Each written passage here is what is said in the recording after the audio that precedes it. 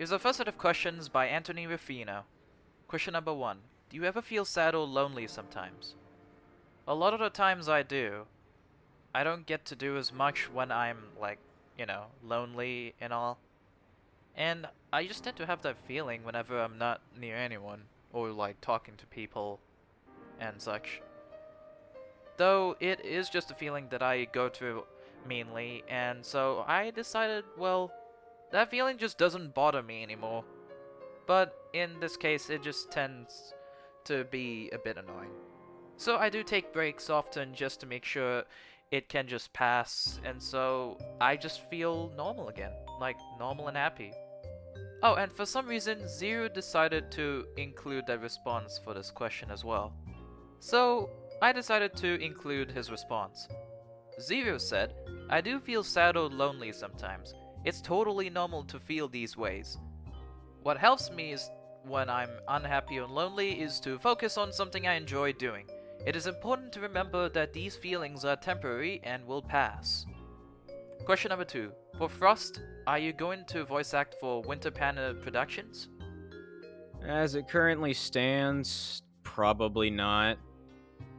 I didn't even know who they were before you mentioned them. I had to research that before this, so yeah, chances are pretty slim.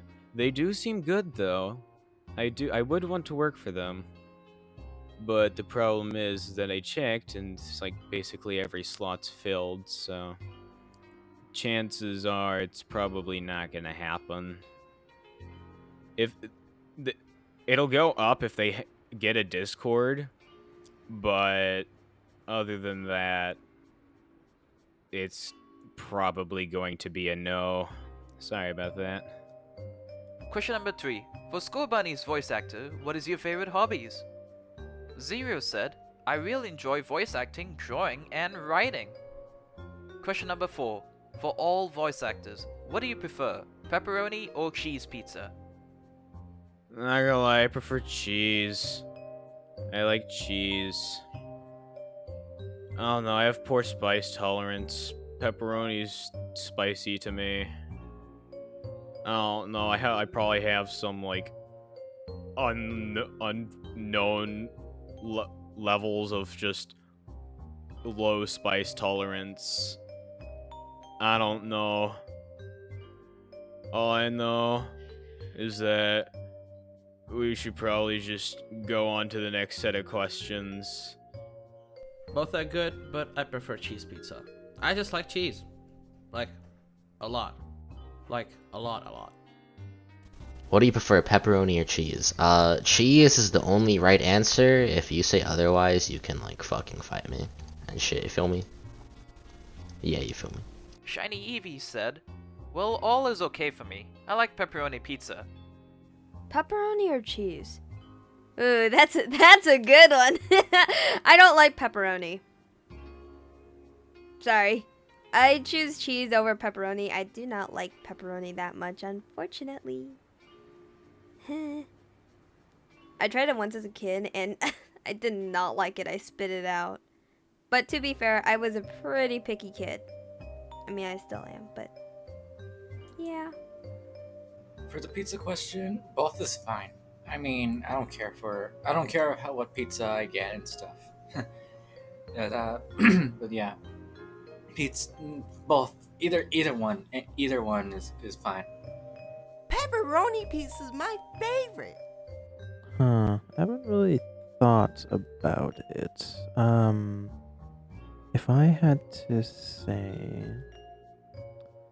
considering that a slice of pizza is a triangle, and a triangle is Pythagoras a squared plus b squared equals c squared, and by that logic, 976a minus 665 equals 779a plus 55,480 plus the 497b plus 285 equals 411b plus 13,501, and then 212m minus 102 equals 332m plus 8,778, and then you count that the 842n plus 380 equals 69, and plus 3,605, and then 819y plus 705 equals 514y plus 254,160. My final choice would be just pineapple pizza. I gotta have pepperoni on my pizza. It's my go-to. I actually like both of them as much, but if I were to choose between the two, I would say cheese. Do I prefer pepperoni or cheese pizza? What kind of question is that? Of course I prefer pineapple. Zero said, pepperoni pizza all the way! Harukanami said, cheese pizza. I don't like pepperoni. GalaxyDraconic said, cheese cause no like pepperoni. Here's our next set of questions by Glacier90. Question number 1. Speed, have you ever seen a comic dub? If so, I'm making one called The Queen Return. When it comes out, go see it, and I love your voice acting. Take care and let me know what you think of it. The Queen Return. It sounds like it's gonna be a pretty good one, because the Queen is gonna be back. Queen Elizabeth rises from her grave and is now alive. But I'll definitely check it out. And I'll tell you like in the comments how I think. Just like I'll try and find it. Question number 2. DTPG Studios love how you make stuff like this. It makes me happy when people make comic dub like this. Have fun making the stuff you're working on. Thank you for everything you make. And when my comic comes out, go see it. Take care. Why, thank you, Glacier90. That really means a lot. Thank you so much. Honestly, having to know that people really like the content and all, having to see these videos and they want to keep watching them, it allows us to know that that you're enjoying it, and we can just keep going to keep satisfying you all, to keep our entertainment going, and to run our magic, if that makes sense. And also, be sure to let me know once the comic is out so that I can get to take a look at it. Here's our next set of questions by Travi Wolf. Question number 1. Mr. DTPG, what do you mostly like to do in your free time? During my free time, video productions like this, mainly. But I also tend to do gaming, as well as drawing, music, and even writing stories, or even perhaps drawing comics. Question number 2. To Mr. Viper, can I ask how Pokemon economy works? What is the Pokemon economy like? Or I think Modus Ponens is a logical form that includes implications to say P, hypothesis, implies Q, correlate. I'll give an example. P, therefore Q. If P, then Q. If the Pokemon economy is fucking awesome, then the Pokemon economy, I can't even do the fucking thing, right? The Pokemon economy, in very simple terms, is a mathematical formula that will constantly keep expanding to the rights of our supreme Pokemon Lord, Arceus. Amen. Question number 3. To Mr. Viper again, how's your experience of being a voice actor? Honestly, it's pretty fun. Out of the few communities I've been to, I think it's the most fun, and I'd recommend to a non-voice actor that, I mean, to do it, it's cool that I invest my time in it and yada yada. Question number 4. To all voice actors, are there times you get a voice crack / misread lines while recording? If yes, explain. Man, how am I supposed to explain that? I mean, I do misread lines while recording all the time. Part of the reason why I have so many bloopers. But also, I mean, kind of voice crack, I guess? I don't know. I was never properly defined what a real voice crack is, so... yeah. That's me. Yeah, I do sometimes get a voice crack, but not often. The last time I remember having it was when I was voicing Speed as a kid for MCJ. You can probably imagine how many times I had to redo those lines. Usually I just discard them and start recording again. I do all the time. I don't know why, but I just fucking do it. I don't know how to explain it. It just fucking happens, and I guarantee you people here can sadly relate. It's like the struggles is... It's sad. Shiny Eevee said, "Yes, of course. Mostly is the problem of pronouncing some words, though.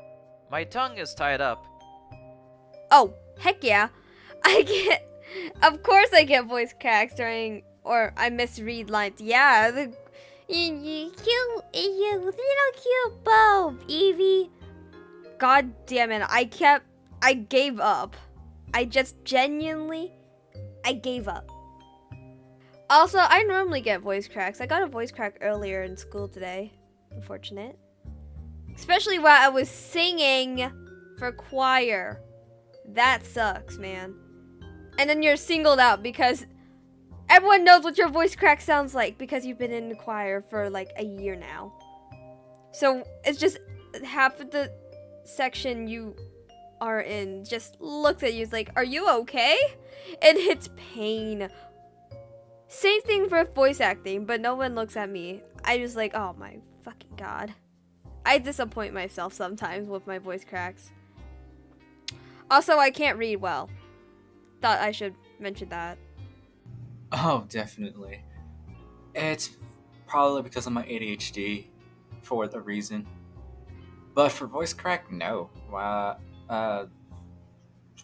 I would think that, well, for me, of course, it's like I've been singing like off recording and stuff, and it kind of helps me with my voice a little bit for pitch. Yeah, doing that kind of like helps a lot. Thanks for listening. My voice cracks when I do a high-pitched voice for a very long time. Realistically, if I think of a voice crack, it's probably any time I try to do the Star Scream voice. Azure, you can probably put something up there. What? How can you defeat our comrades so easily? I said so. But yeah, anytime I did the Star Scream voice, it was probably the most voice crack you'll ever see. And in terms of misread lines, there was definitely one where I complained about how it said, how did you defeat our comrade easily? When it should have had so easily. But, yeah, I guess that's really it. That's the only thing I complain about, misreading lines. I never misread anything. I never, like, see one line and think, like, oh, I said it wrong. No, it's more like I'm saying it, but I added a word because it sounded better than what was actually there. But that's kind of it. You know, one day I'll get the Starscream voice. One day. But it'll probably destroy my voice in the process. So I am notorious for misreading lines on scripts. Even if I go over and over it again before I record, just when I start recording, I just get so excited while doing it, it gets a little mixed up in some places. I think this little clip of Terry from The Rescuers will explain it all.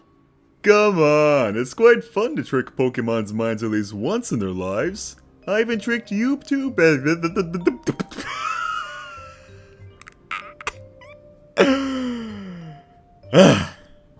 Okay. I would be lying if I said I didn't, but yeah, there's a lot of grammar issues with the new comic. This is made towards criticism because when one's English is not that great, and I'm gonna be completely honest, I have to find ways to try to fix them and make them sound like they're what they should actually sound like. And yeah, that's basically it. I try to fix what they are actually trying to say and put it into my own words. So yeah, pretty much, I do mess up at times. First time I messed up was actually on my second line as the robbers on New Life. That wasn't shown in the outtakes because of how much I was commenting about it, I guess. Oh well. What do you mean, explain? we're definitely gonna have voice cracks and misread lines while we're recording. I think I go through voice crack because I'm going through puberty, and also when I try and do like the female voice that I did for Team Comment on MCJ's channel and for my production of it. It's hard to do like a female voice and then not get a voice crack. And then when you misread lines, that's just because you missaw a word. It happens a lot. It can happen either if you misread a line for your character and you see like a different word, or if you just read someone else's line entirely. It happens a lot. We're not perfect. It's also really funny. Zero said, there has been tons of voice cracks and misread lines while recording, but it's mostly voice cracks because my voice is beginning to get deeper and deeper. Haruka Nami said, yes, all the time. The cracking is when I'm using my range, and sometimes that happens. Whatever type of voice you're using, sometimes your voice just can't handle it. Misreading lines happen all the time. It's whether you keep repeating your lines or you just had a brain fart. It happens. GalaxyDraconic said, yes, I end up misreading lines. My brain will either read it wrong or my brain will read it too far ahead that my voice can keep up. Here's our next set of questions by Vivi. Question number 1. DTPG, what inspired you to make comic dubs? I'm really gonna say this right now. My main inspiration comes from Team MCJ Productions. When I first saw the Pokemon Mystery Dungeons discovery teams of Stars and Souls, there was a casting call for it, and I decided to actually audition for it. I actually got a role for one of the characters, which I think it's Bergmite. I done my lines, and the video was out. After I saw the video, I was tempted to watch more of his videos, and so I watched more of his dub videos, and it got to the point where I decided to make my own comic dub within the comic that I liked, and that's where DTPG Studios was born.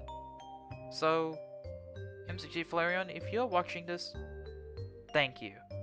Thank you so much for being my main inspiration. Question number 2. Frost, I've done female voices before, and it's hard. So I want to know from you, how much do you struggle with Sunshine? Not much. It kind of just comes out naturally. But, yeah, that's just me. It's like, yeah, I don't know. It's kind of weird. I don't know how it works. I just do it. So, like, yeah. I don't know. It's weird. I've never figured out why I could do it. I mean, you can hear me. You, like, from my regular voice, you wouldn't expect me to be able to do it. And yet, here I am. Doing crap like this. So, yeah. So, but, like, I don't know. If you want to do it, I would suggest train. It might get easier eventually. I don't know. Question number 3. MCJ. Fish? Fish. Just fish.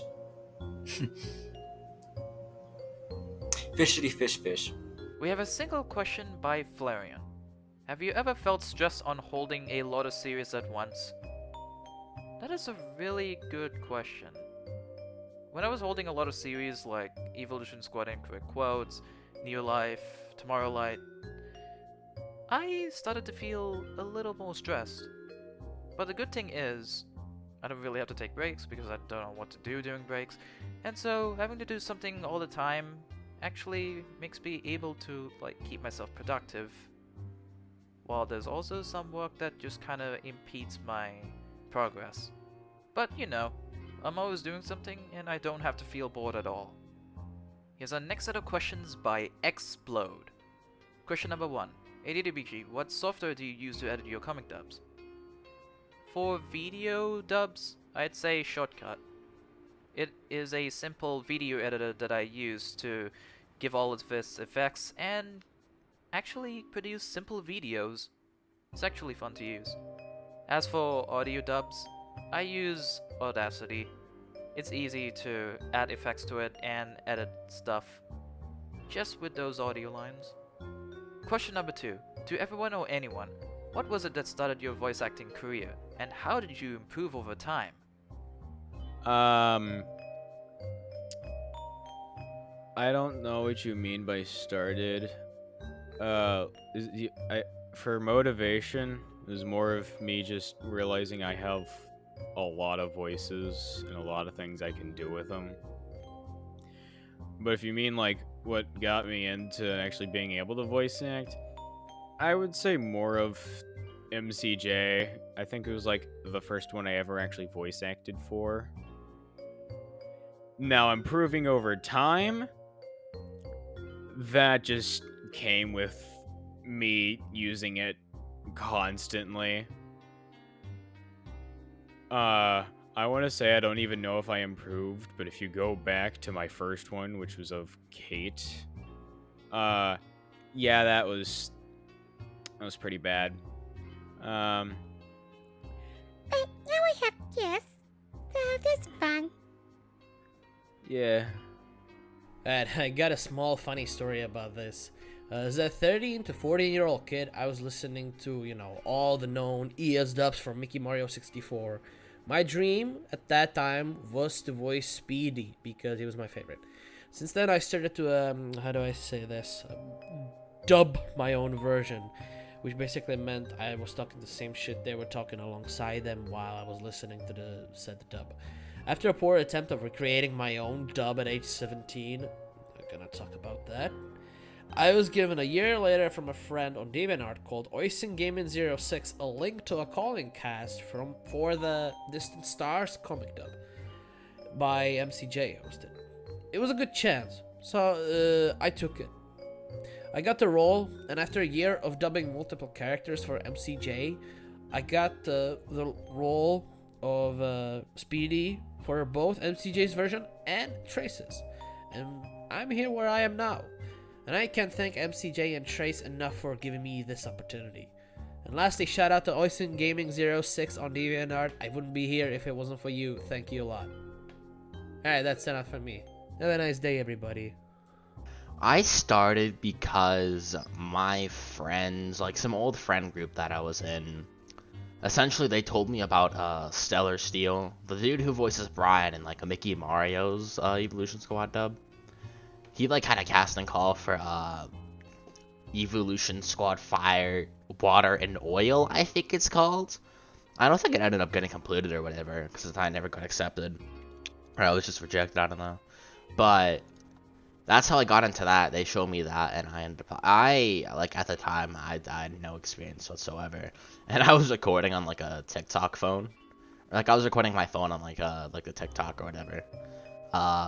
I don't remember. I think I eventually just got more into it, and over time, I got a better mic, and I just practiced more. I got better. I got, like, a better quality, and I also just got better. I, like, tuned my vocal range or whatever. It just took practice, I guess. And hey, look at me. I think I've been doing this for a little less than like 2 years, I think, off the top of my head. Shiny Eevee said, I voice acting as a hobby. I improved by getting more and more experience from voicing different characters.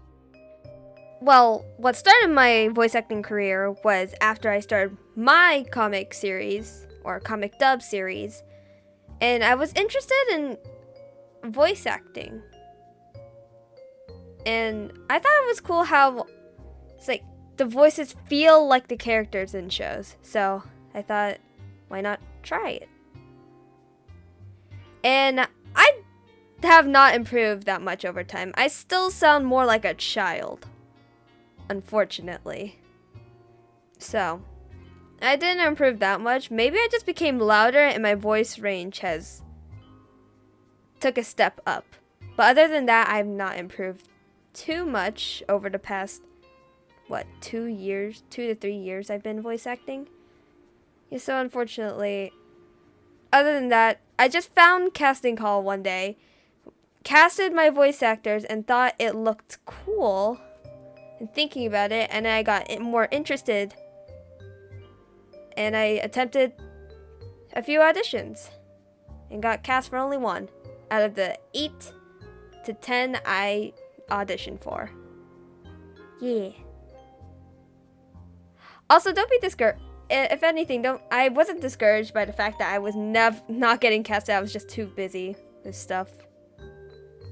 Yeah. To me, that's a good one. So mainly I've started my whole like VA career because of an inspiration of other people from the Evolution Squad dubs from back then.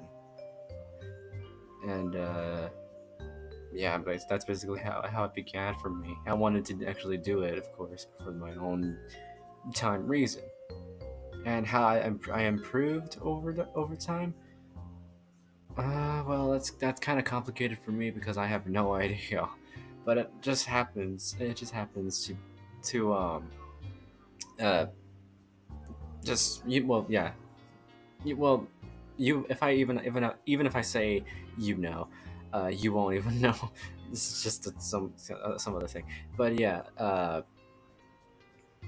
Just over time, it happens to be really something. Yeah, thanks for that. Thanks for the question. I always like to watch cartoons and anime, so I imagine it'd be fun to voice act in them. I improved my voice acting skills by learning how to do different emotions with different voices. Well, it all started in 1847. I was just a wee lad, and all I was doing was cleaning everyone's shoes that came off of the pirate ships. Just each one coming in, and I have to clean every one of them shoes, and that's the only way I had gotten paid back then. And I only get paid 1 penny each time. Just for every shoe is just 1 penny, and I did that for 28 years.